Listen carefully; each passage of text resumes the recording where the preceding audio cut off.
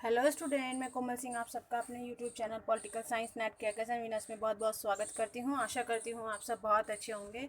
Student, previous lecture में हमने हैना अरेंट के विषय में बात की। हैना अरेंट के जीवन काल के उनके परिवेश के विषय में बात की कि उन्होंने किस प्रकार से सर्वाधिकारवाद का विरोध किया और क्या कारण है कि वो सर्वाधिकार का विरोध करती हैं, और इसके साथ साथ उनके विचार क्या थे, उनके आदर्श क्या थे और किन विचारों को लेकर उन्होंने समाज के सामने सर्वाधिकार का विरोध किया और सर्वाधिकार के विरोध के लिए उन्होंने क्रांति का आह्वान किया।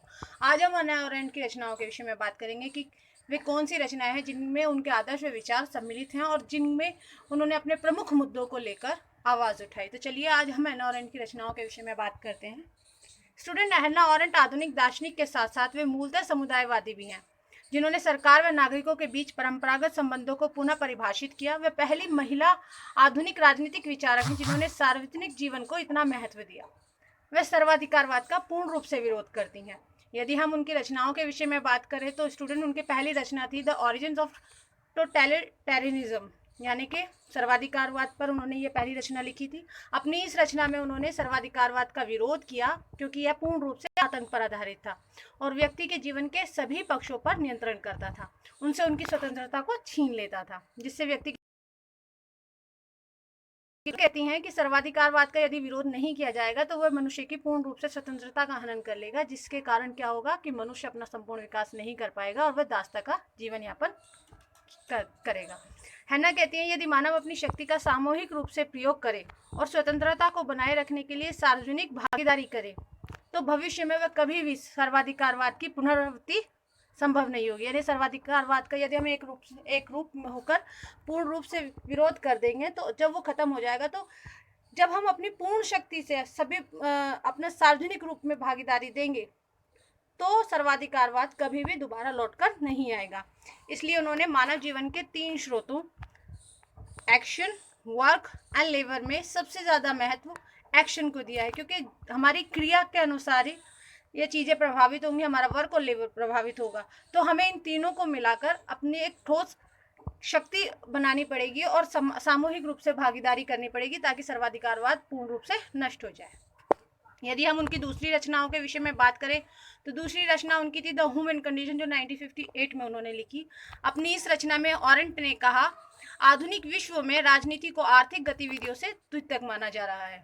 इसमें उन्होंने ये बताया कि आर्थिक गतिविधियों के मुकाबले राजनीति को द्वितीयक माना जा रहा है। हैना अरेंट का मानना यह था कि राजनीति का आश्रय शक्ति प्राप्त करना नहीं है, बल्कि न्याय व सम्मान प्राप्त करना है। यानी कि न्याय और समानता का जो एक तरीके से कहा जाए तो न्याय और सम्मान प्राप्त करना ही राजनीति का मूल उद्देश्य होना चाहिए, ना कि शक्ति प्राप्त करना। अरेंट ने दलों की बजाय व्यक्ति को महत्व दिया। उन्होंने कहा यदि व्यक्ति ही नहीं होंगे तो किसी दल का कोई फायदा नहीं होगा, इसलिए सबसे इम्पोर्टेंट इस समय एक व्यक्ति है, व्यक्ति की स्वतंत्रता है, व्यक्ति के अधिकार हैं, तो हमें उसी की स्वतंत्रता के लिए काम करना चाहिए। वह लोकतंत्र की समर्थक थी। यदि हम उनकी तीसरी रचना के विषय में बात करें तो उनकी तीसरी रचना थी बिटवीन पास्ट एंड फ्यूचर, जो 1961 में उन्होंने लिखी। हैना अरेंट ने राजनीतिक चिंतक में स्वतंत्रता को अधिक महत्व दिया। हैना अरेंट की यदि हम बात करें कि उनके राजनीतिक चिंतन कैसे थे, तो उनके राजनीतिक चिंतन में एक ही विषय पर उन्होंने पुरजोर रूप से बात की, पुरजोर रूप से बल दिया कि राजनीति का अस्तित्व जो होना चाहिए वो स्वतंत्रता होना चाहिए, उसके अनुभव का क्षेत्र उसका कार्य है। इन्होंने कहा कि उसके अनुभव का क्षेत्र उसका कार्य होना चाहिए, इसलिए राजनीति का अस्तित्व स्वतंत्रता होनी चाहिए, ना कि शक्ति प्राप्त करना।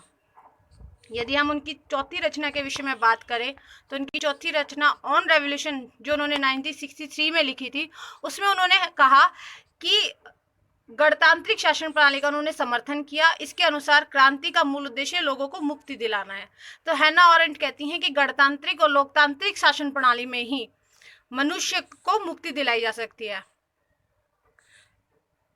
लेकिन वो कहती हैं कि हमें मुक्ति प्राप्त नहीं करनी, हमें क्या करनी है, हमें स्वतंत्रता प्राप्त करनी है, क्योंकि मुक्ति से हमारा मूल उद्देश्य पूर्ण नहीं होगा। यदि हमें स्वतंत्रता प्राप्त होगी तो हम अपना संपूर्ण विकास कर सकते हैं। एक व्यक्ति अपना संपूर्ण विकास कर सकता है हर स्तर पर, चाहे सामाजिक हो, आर्थिक हो, राजनीतिक हो, व्यक्तिगत हो, वह हर स्तर पर अपना संपूर्ण विकास कर सकता है। तो उन्होंने गणतांत्रिक शासन प्रणाली का समर्थन किया, लेकिन किस रूप में? इस रूप में ताकि स्वतंत्रता प्राप्त हो, ना कि सिर्फ मुक्ति प्राप्त हो।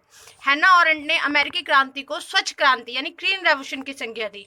इसका कारण यह था कि अमेरिकी क्रांति ने व्यक्ति की स्वतंत्रता पर बल दिया था, जबकि फ्रांसीसी क्रांति ने व्यक्ति की स्वतंत्रता पर बल न देकर सिर्फ मुक्ति पर बल दिया था। इसलिए वह अमेरिकी क्रांति को ज्यादा अच्छा मानती हैं, ज्यादा स्वच्छ मानती हैं, इसलिए उन्होंने उसे स्वच्छ क्रांति यानी ग्रीन रेवोल्यूशन की संज्ञा दी।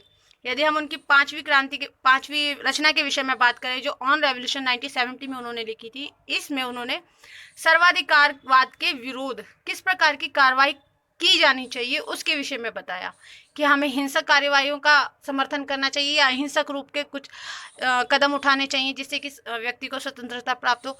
तो अपनी इस बुक में ऑन रेवोल्यूशन 1970 में उन्होंने सर्वाधिकारवाद के विरोध में उठाए जाने वाले कदम कि किस प्रकार के वो कदम होने चाहिए, वो उनमें हिंसक कार्रवाई होनी चाहिए या अहिंसक कार्रवाई होनी चाहिए, उसके बारे में विस्तार पूर्वक बताया।